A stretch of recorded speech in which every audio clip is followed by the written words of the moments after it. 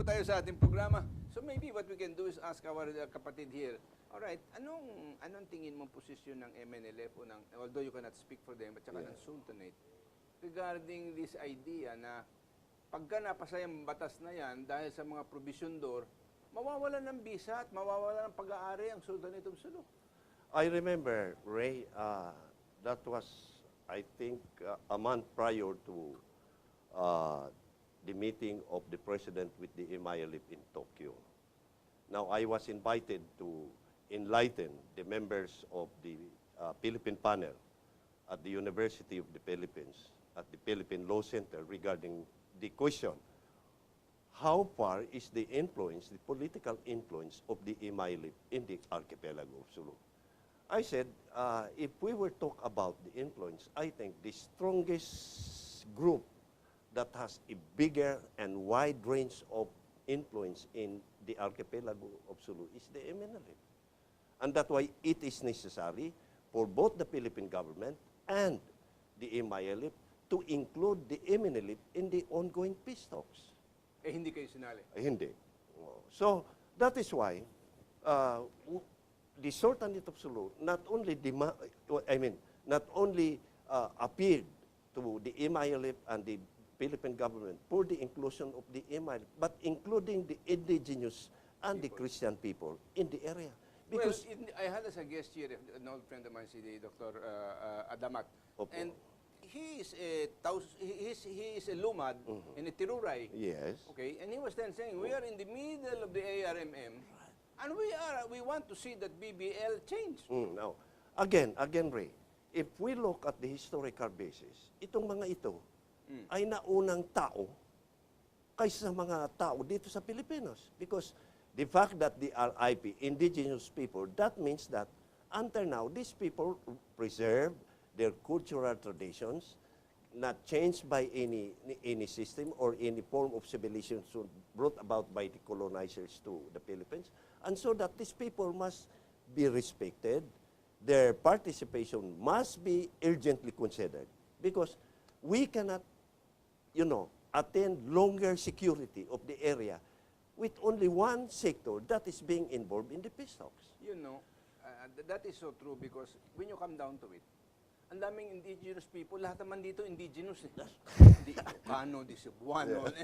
Anong gagawin? We are one nation composed of diverse cultures. That's right. That is our strength and our uniqueness, but also our biggest challenge.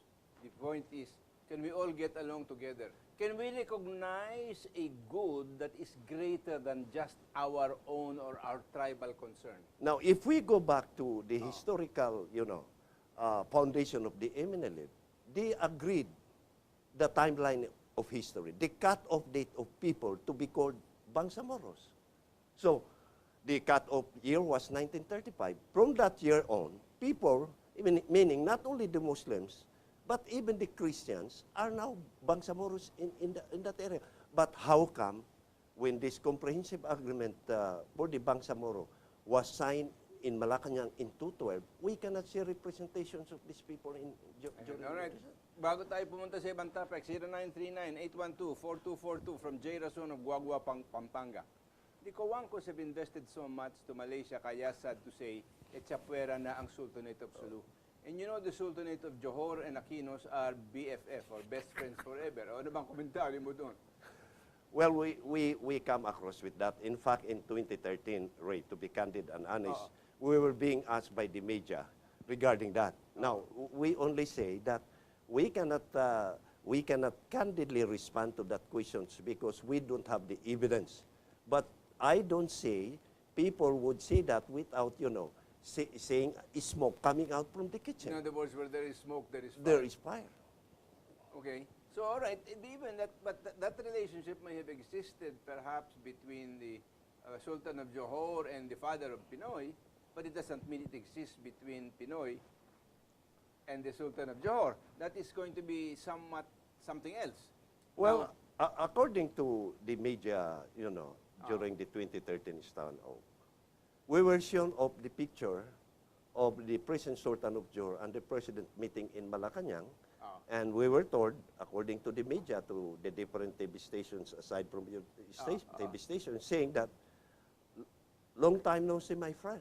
Matagal ang makilala. Okay. Well, that does not mean precisely because they have not seen each other for a long time. The interests may have diverged. From 0916-442-2797, Ramos and MILF warned if BBL is not pushed through, there could be war.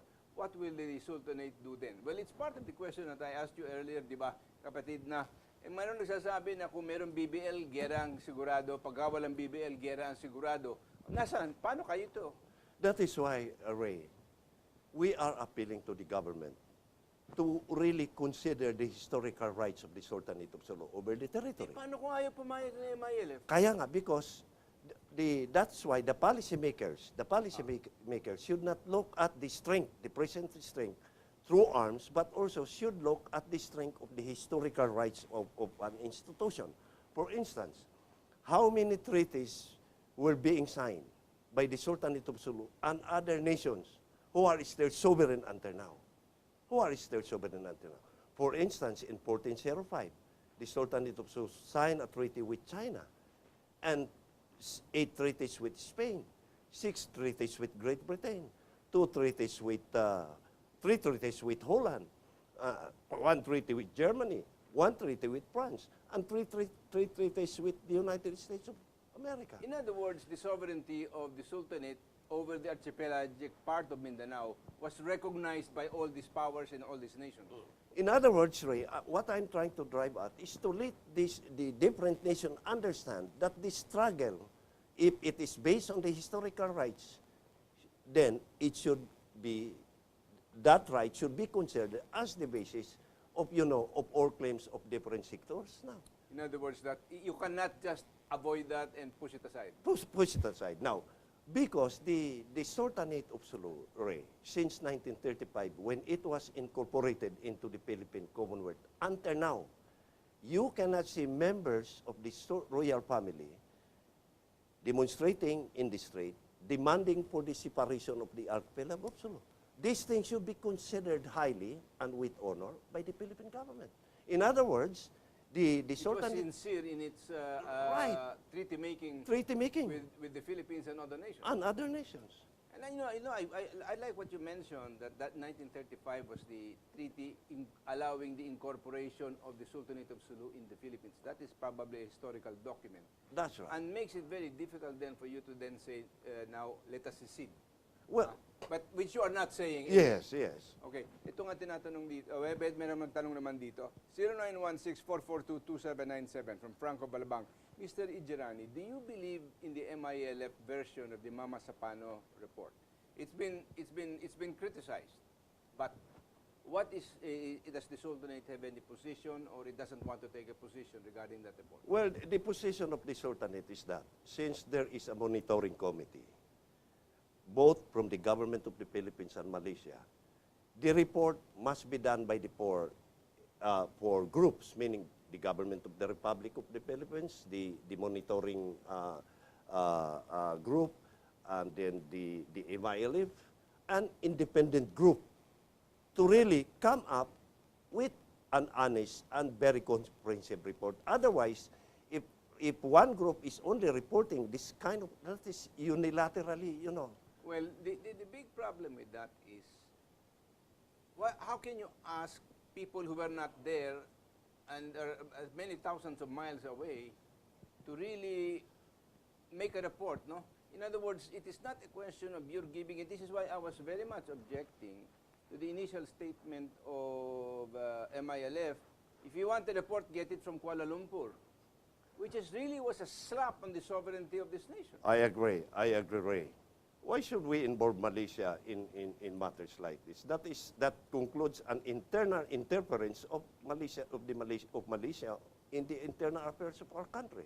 And we Muslims from the archipelago of Sulu refuse to be treated like that, because we believe that any problem that will occur in the Philippines must be resolved here in the Philippines by the parties involved. By the parties concerned. Okay.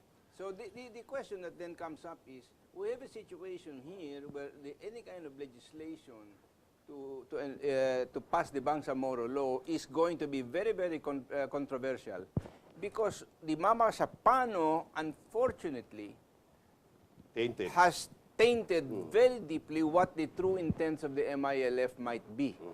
And this is where I want to see if there's a difference between the Sultanate of Sulu and the MILF.